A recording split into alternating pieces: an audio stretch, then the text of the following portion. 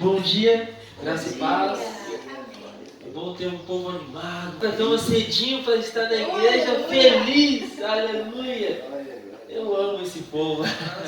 Todavia, entretanto, louvamos ao Senhor com os nossos lábios, com as palmas, com o nosso ser, com o nosso viver.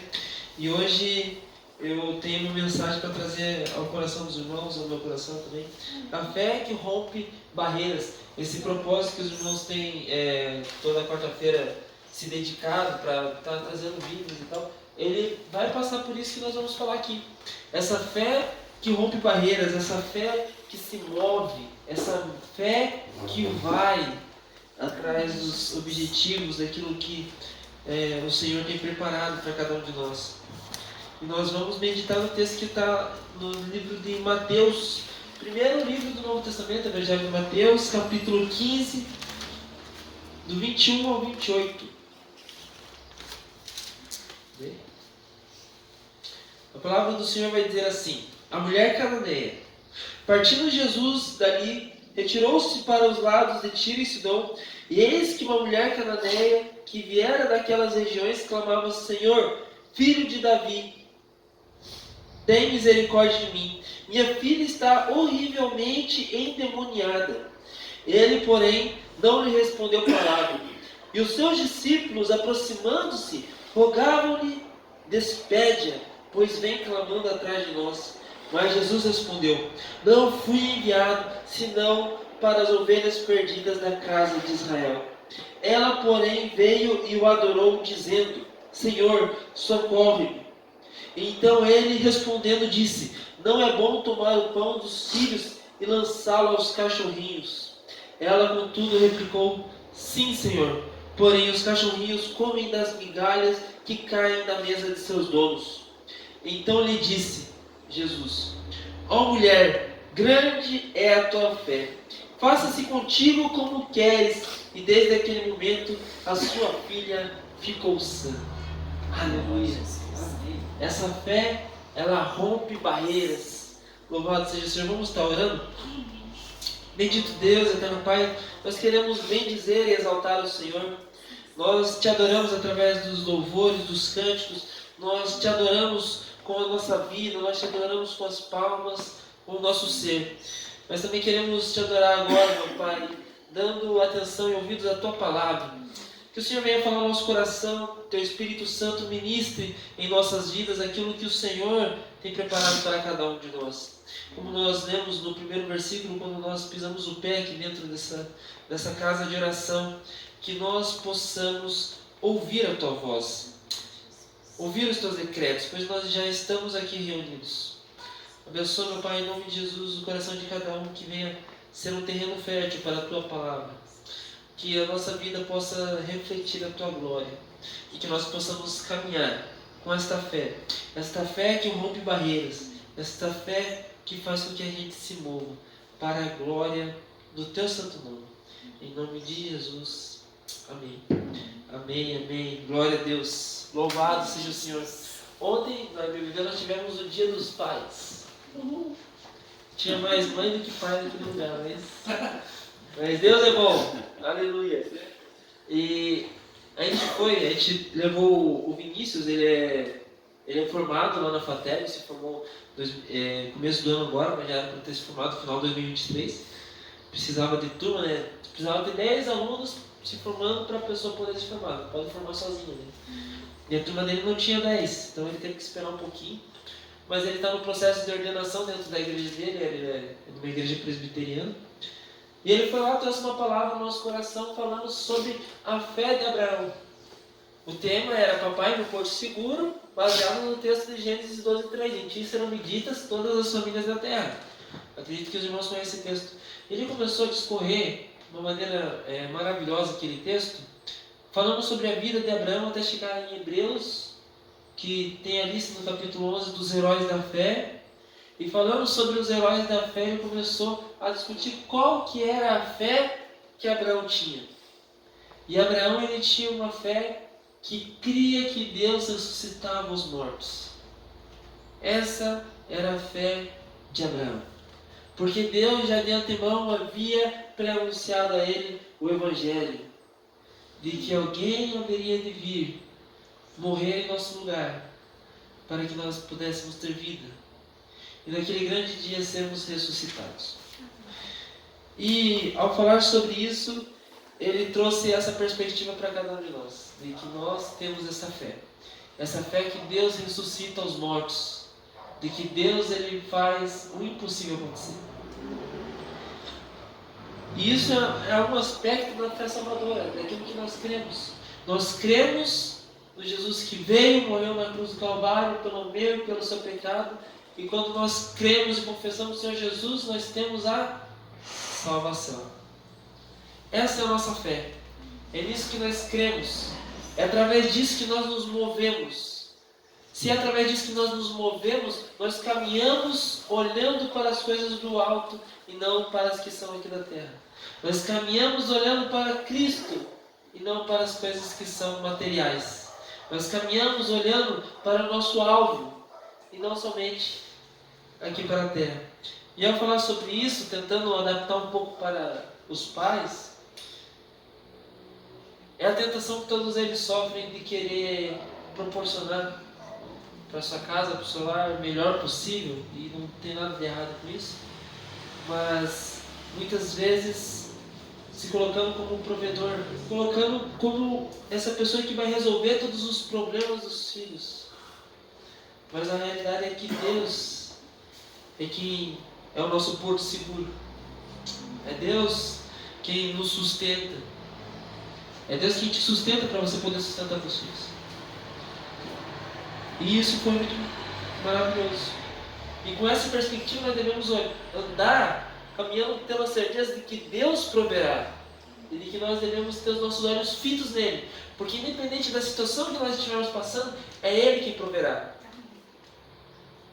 É Ele quem vai dar condições e situações e um ambiente propício para que você possa ter mais conforto. Não é isso? Amém. Mas aqui nós vemos a fé que rompe barreiras através desta mãe. Essa mãe que deixou a sua cidade e foi até o encontro de Jesus. Jesus aqui, ele estava vivendo uma situação um tanto quanto complicada. Porque ele teve a oportunidade de estar em Genezaré, uma cidade onde as pessoas tinham uma fé maravilhosa. As pessoas vinham e traziam todas as pessoas que estavam doentes, todas as pessoas que estavam com problemas até Jesus, e todas elas queriam tocar nas vestes de Jesus para serem curadas. E elas eram curadas porque tinham essa fé que movia elas a crer no impossível. Elas iam até Jesus e eram curadas. Nessa cidade nós temos o testemunho, no final do capítulo 14, que então, estando já do outro lado, chegaram à terra de Genezaré. Reconhecendo os homens daquela terra, mandaram avisar a toda a circunvizinhança e trouxeram todos os enfermos. E lhe rogavam que ao menos pudesse tocar na hora de suas vestes. E todos os que tocaram ficaram sãos. Todos que tocaram ficaram curados. Porque eles conheceram o Mestre e foram ao seu encontro. Mas quando nós entramos no capítulo 15, nós vemos que de Jerusalém veio alguns homens, fariseus, saduceus, mestres da lei, para tentar Jesus, para indagar Jesus sobre algumas coisas, para dizer que ele tem invalidado e transgredido a tradição dos anciãos, a tradição que tinha na época. E Jesus no versículo 4 ele vai falar: porque Deus ordenou, honra teu pai e tua mãe, e quem maldisser a seu pai e sua mãe será punido de morte. Mas vós dizeis: se alguém disser a seu pai ou sua mãe, é oferta ao Senhor, aquilo que podereis aproveitar de mim? Ou seja, Jesus começa a combater aqueles fariseus, aqueles saduceus, aqueles mestres da lei, dizendo que o mandamento de Deus era: honra teu pai e tua mãe. E aquele que maldisser seu pai e sua mãe será morto. Esse era o mandamento. Mas, para conseguir invalidar o mandamento de Deus, com aquilo que nós chamamos hoje de jeitinho brasileiro, eles falavam: isso é oferta ao Senhor. Ou seja, ele colocava algo fora do alcance dos pais, para que ele não precisasse cumprir aquilo que o Senhor ordenava. Então eles, de uma maneira sutil, eles tentavam invalidar o mandamento de Deus. E Jesus, ele começa a contestar, a falar as características daquele povo, que era cego e guia de cegos, e dizia que se um cego guiar outro cego, ambos cairão no buraco. E aqui Jesus, ele continua, e ele vem desse debate. Imagine Jesus, ele acabou de passar por uma experiência maravilhosa, várias pessoas cheias de fé, e encontra logo na sequência um povo incrédulo. E tem que ficar discutindo com eles, mostrando o caminho, falando que eles estão errados, que eles precisam mudar de vida. E ele termina esse diálogo, e ele parte dali e vai para a terra de Tiro e Sidom, que é fora do território de Israel. Ele está saindo do território de Israel. Aqui é a primeira oportunidade que nós temos de ver Jesus se dirigindo e falando aos gentios. E no versículo 22, desculpa, a palavra do Senhor vai dizer: e eis que uma mulher cananeia, que viera daquelas regiões, clamava: Senhor, filho de Davi, tem compaixão de mim. Minha filha está horrivelmente endemoniada. Ela clamava: Jesus, filho de Davi. Ela reconhecia ele como Messias. Quando nós vemos aqui essa mulher sendo chamada de cananeia, ela faz parte daquele povo que Josué, quando entrou na terra prometida, expulsou quem que morava naquela região? Os cananeus. Eles foram expulsos da terra onde hoje, na época, era ocupada a terra de Israel. E ela conhecia toda a história. Ela conhecia tudo aquilo que os profetas haviam falado. E ela conhecia o Mestre. Ela sabia quem era Jesus. E quando ela soube que ele estava saindo das imediações de Israel, estava passando perto de onde ela estava, ela saiu gritando atrás do Senhor: Senhor, filho de Davi, tem misericórdia de mim. A dor da filha fez com que ela se movesse em direção ao Mestre. Eu imagino que algumas questões na nossa vida precisam acontecer para que Deus venha nos levar para mais perto dele. Eu gosto de pensar no exemplo de Enoque, capítulo 5 de Gênesis. Ele tem apenas 3, 4 versículos lá, mas quando nós lemos o texto, nós percebemos algo muito sutil e muito interessante para a nossa fé. A palavra do Senhor vai dizer que Enoque viveu 65 anos, teve um filho, Matusalém, e começou a andar com Deus. E andou com Deus 300 anos. E já não era porque Deus o tomou para si. E Hebreus vai falar que ele foi arrebatado. Então veja, ele precisou ter um filho para compreender que ele precisava ter mais intimidade com Deus. E ele passou a andar com Deus, ou seja, ele vivia uma íntima comunhão com o Senhor.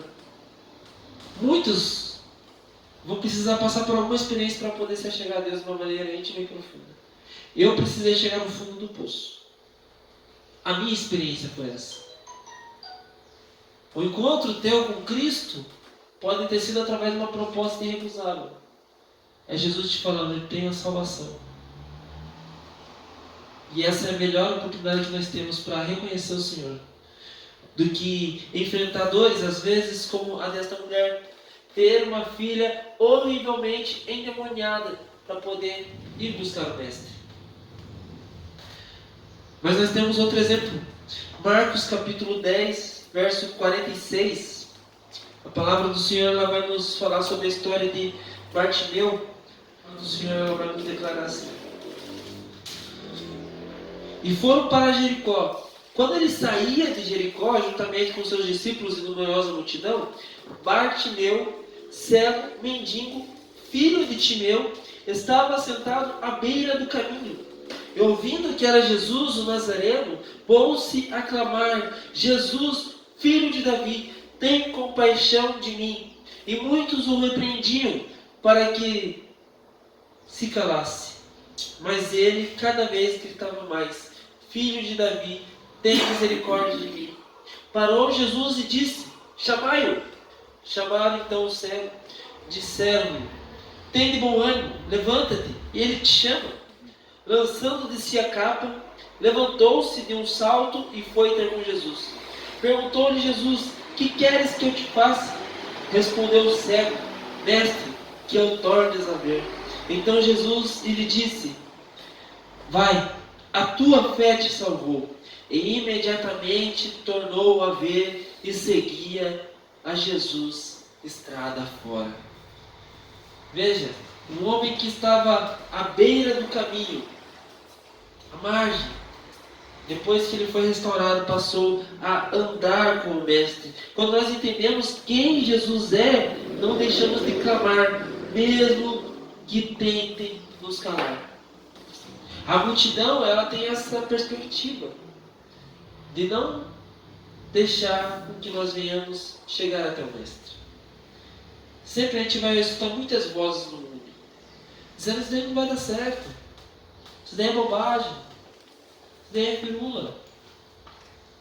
Mas a fé que essas pessoas tinham fez elas alcançar o seu milagre, sempre rompiam barreiras. Em nenhum lugar você ia ficar vendo um cego ficar gritando.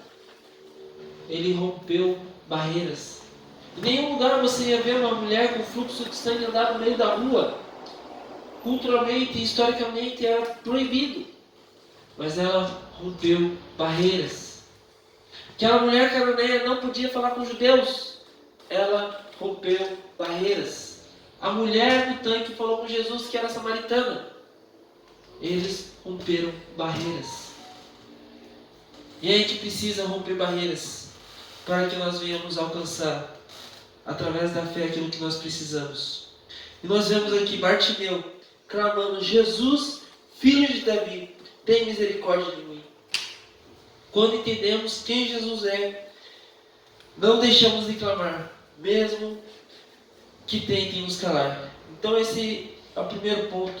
Eu coloquei como tema no primeiro ponto o clamor de uma mãe. O clamor de uma mãe que fez com que ela se movesse e em direção ao Mestre. Mas o segundo ponto, que está no versículo 23, nós vamos ver o silêncio de Jesus.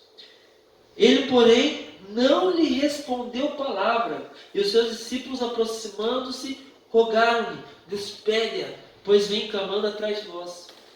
Os discípulos estavam incomodados. Essa mulher já está incomodando, assim, chato. Faz favor, manda ela embora. Já está chato esse negócio. Mas Jesus, ele não responde palavra. Ele fica quieto. O silêncio não significa rejeição, mas é uma prova que nós devemos passar. Acho que o pastor já trabalhou esse assunto com os irmãos. Prova é diferente de tentação. Quem tenta é o maligno. E quando ele nos tenta, é sempre para nos levar a pecar. Sempre para tirar o pior de nós. Quando Deus nos prova, é para Deus arrancar o melhor de nós. Essa é a realidade que nós encontramos no texto. Então aqui, aquela mulher estava sendo provada através do silêncio. Quantas vezes você pediu alguma coisa para Deus, clamou, chorou, pediu intercessão também, e parecia que Deus não respondia? Não quer dizer que Deus não estava escutando. Mas a prova da nossa fé, muitas vezes, ela vem através de um silêncio.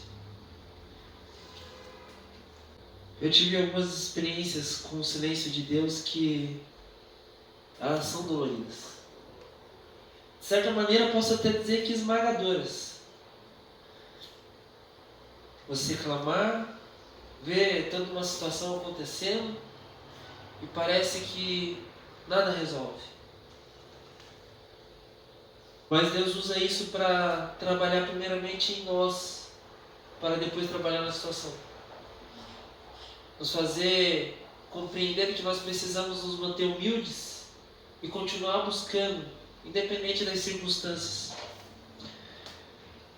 Os discípulos queriam despedi-la como quem diz, ela está incomodando.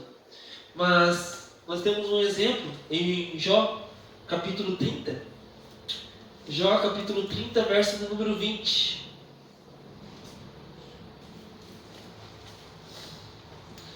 A palavra do Senhor vai dizer assim: clamo a ti e não me respondes. Estou em pé, mas apenas olhas para mim. Veja a perspectiva que Jó tinha.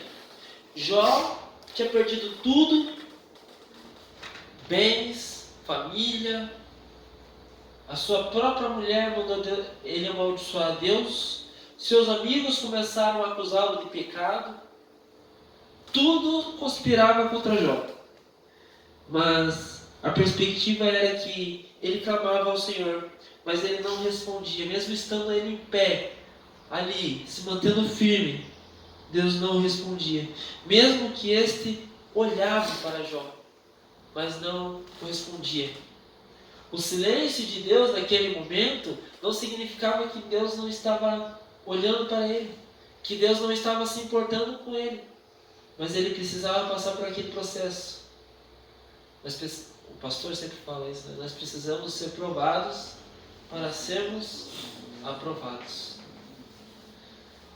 Essa era a realidade que Jó estava enfrentando o silêncio.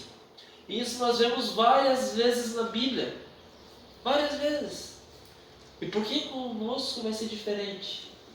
Por que comigo eu vou clamar a primeira vez e Deus vai me responder no mesmo instante? Não é sempre assim.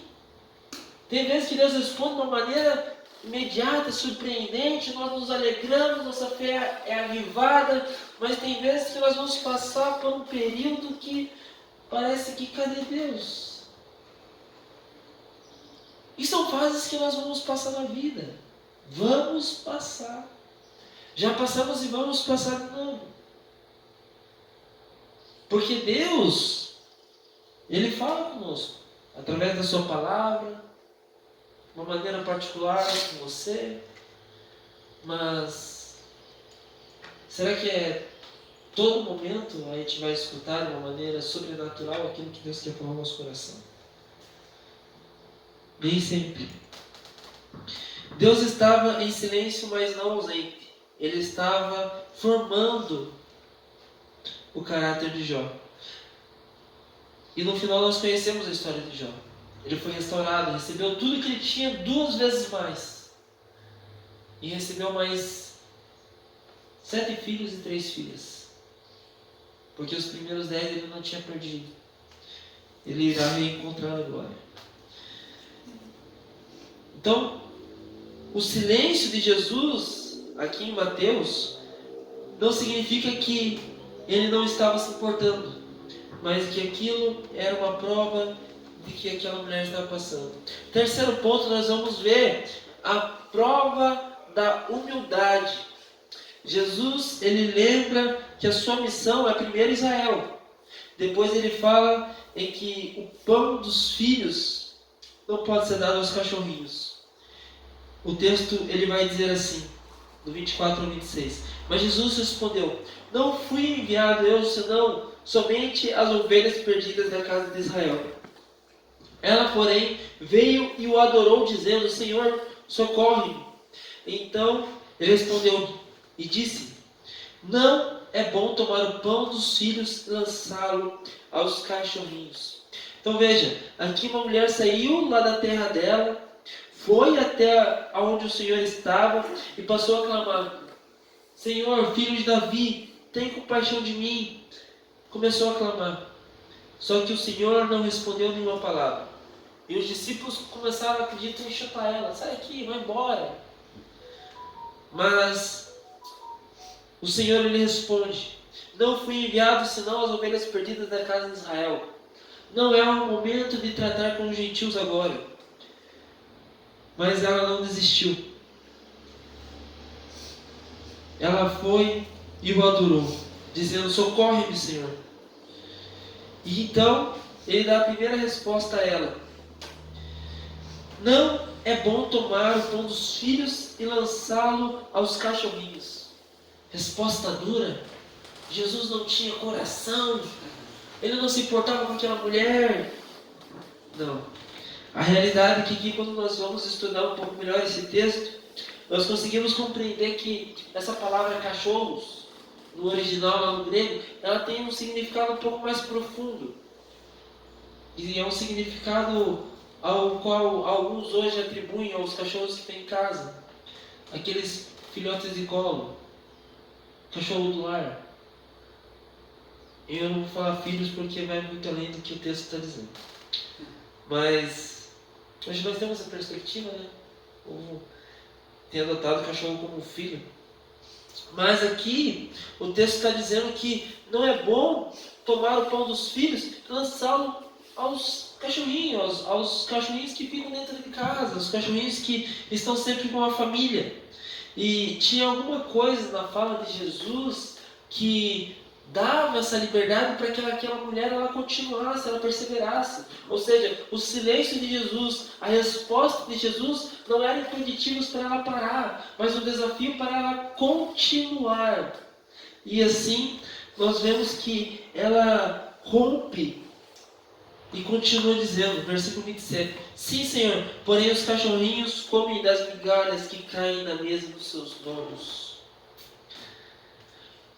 Naamã, em 2 Reis 5,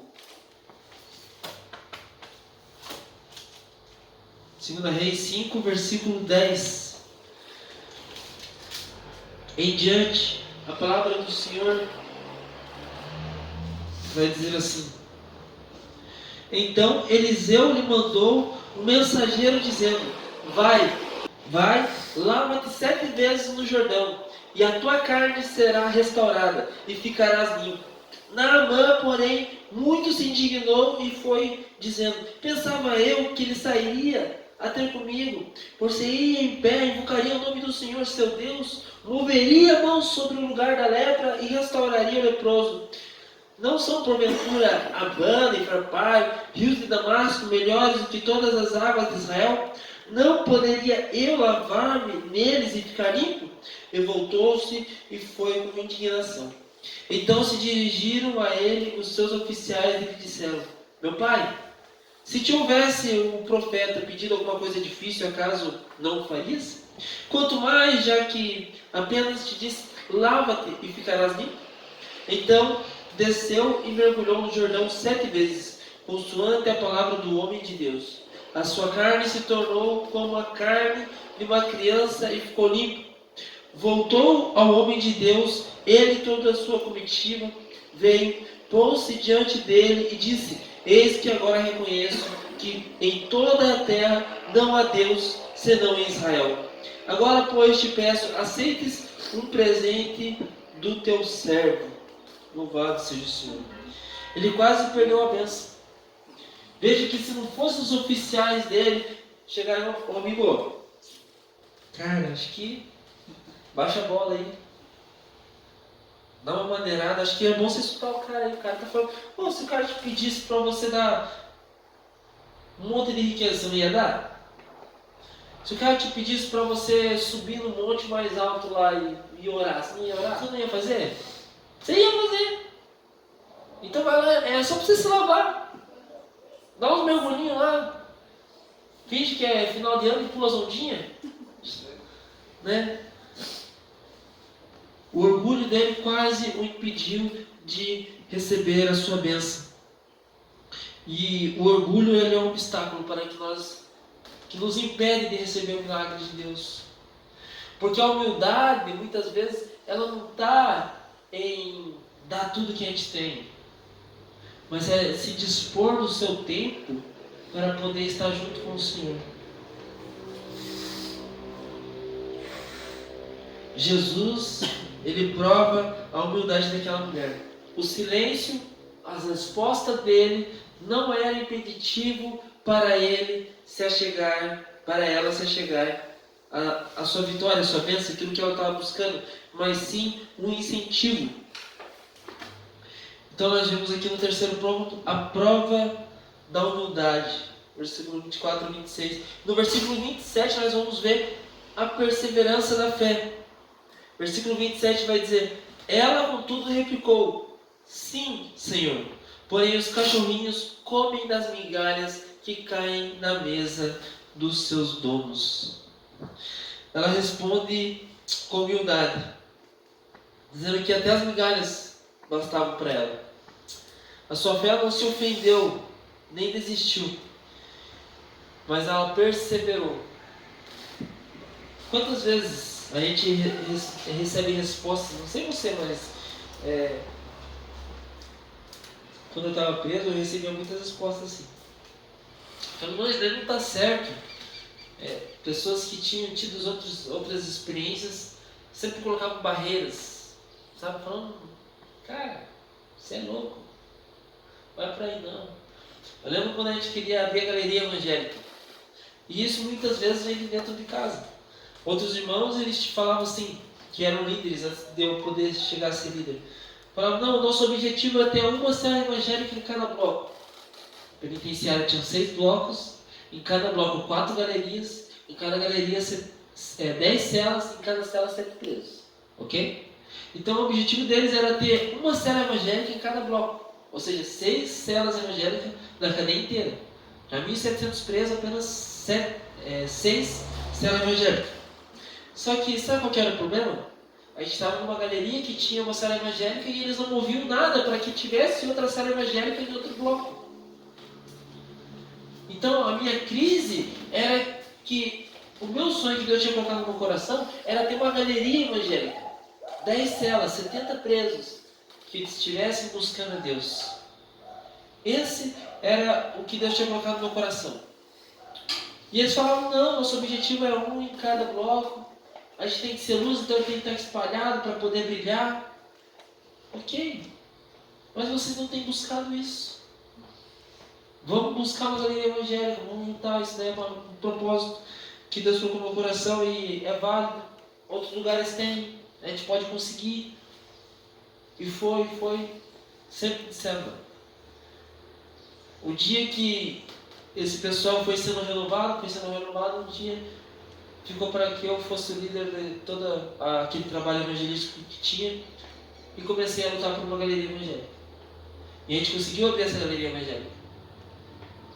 E eu vi que era a prova que Deus queria que tivesse uma galeria evangélica, porque aquela galeria foi aberta em abril de 2020, no auge da pandemia, aonde a gente não podia sair para nada, nem para banho de sol. Deus moveu uma penitenciária inteira para que pudesse haver aquela galeria evangélica. Sabe o que é você mover, tirar 70 presos daqui e pegar 70 presos espalhados entre 1.800 para colocar no lugar? Se não fosse a mão de Deus, não teria como. Então, o povo, a penitenciária, não estava querendo nem cumprir ordem de juiz e tirar o cara para ir para a audiência, quanto mais para tirar para o banho de sol. Imagine mover tudo isso por conta dos evangélicos, aqueles que dizem ser o povo que busca Deus. Imagine isso, o juiz, a autoridade, fala, eu quero falar com tal pessoa lá dentro. Os caras quase dizer não, quase brigar para dizer não. E fazer toda essa mudança é propósito de Deus. Então, a fé, ela é perseverante. As barreiras que a gente enfrenta, elas têm que ser rompidas através da fé. E um exemplo que nós temos também é a mulher com fluxo de sangue. Eu não vou ler a história inteira, mas acredito que vocês já escutaram essa história. A mulher vinha 12 anos padecendo do fluxo de sangue. A passagem dela se encontra em Marcos 5, do 25 ao 34. E essa mulher, ela tem algumas coisas que não tem como mudar. Ela não pode sair da sociedade de uma maneira comum, por conta do seu fluxo de sangue. E por ela não poder sair, ela ficava limitada. E se ela saísse, ela corria o risco de ser até mesmo apedrejada, por ser considerada uma mulher impura. Mas isso não a impediu de sair, quebrar esse paradigma, de romper as barreiras e ir até o mestre. A fé verdadeira, ela insiste até tocar em Cristo, mesmo que pareça impossível. O impossível é a especialidade de Deus.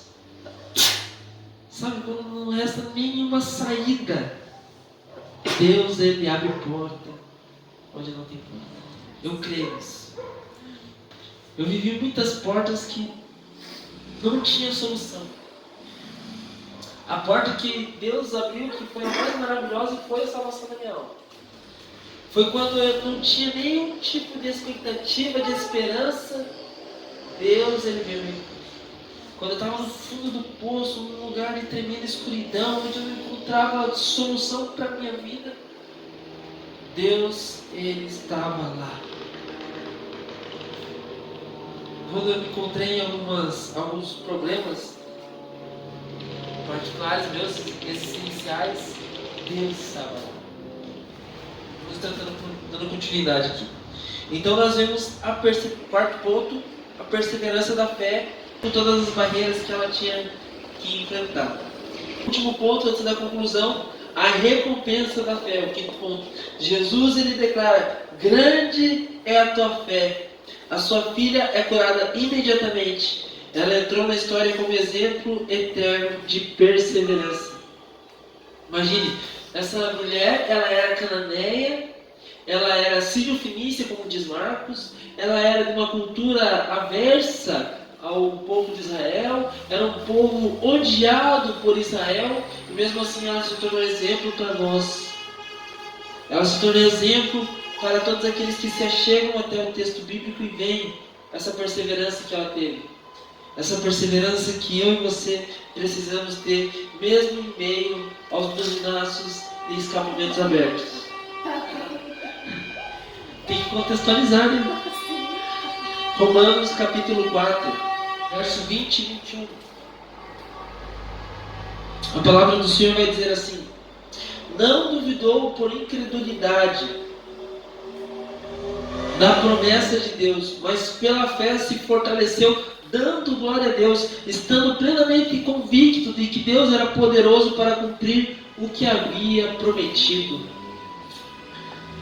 Abraão, mesmo tendo 99 anos, Sara tendo 89 anos, mesmo tendo passado por vários problemas na vida, Deus vem e diz para ele: você vai ter um filho, e em ti serão benditas todas as famílias da terra.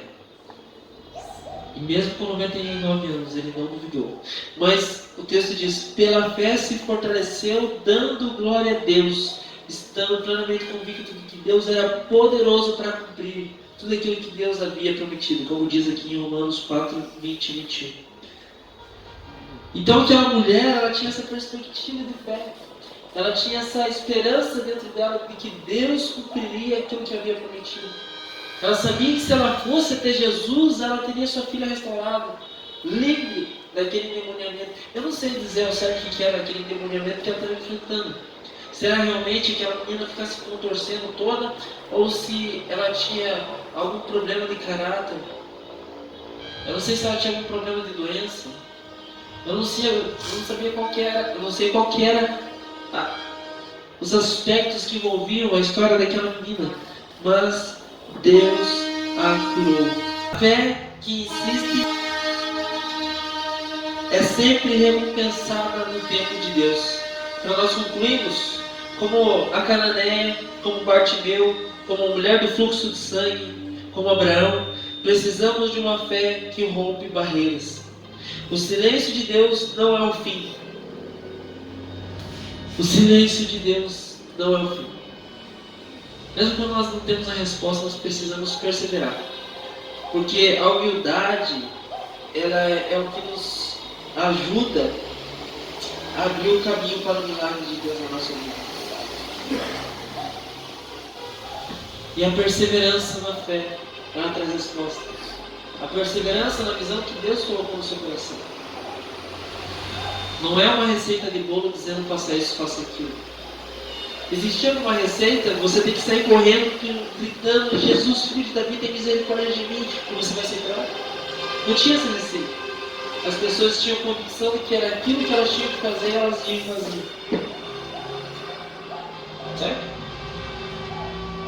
Deus colocou no meu coração um propósito de orar toda quarta-feira. E é isso que Deus colocou no coração de vocês. Falamos sobre a fé que rompe barreiras. Nós vimos o clamor de uma mãe que muitas vezes nós precisamos passar por algumas situações que nos levam para mais perto de Deus.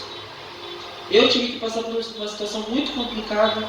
E a gente tem a oportunidade hoje de aceitar um convite sem chegar a algo tão complicado. Nós vimos o silêncio de Jesus, e não só dele, mas também do caso de Jó, a prova da humildade, mesmo recebendo respostas que eram contrárias àquilo que ela queria naquele momento, ela perseverou, porque era um convite à perseverança. O teste, a prova de Deus, ele sempre é para arrancar o melhor de nós. Quarto ponto, a perseverança da fé, a recompensa da fé. E nós encerramos por aqui com uma oração. Amém?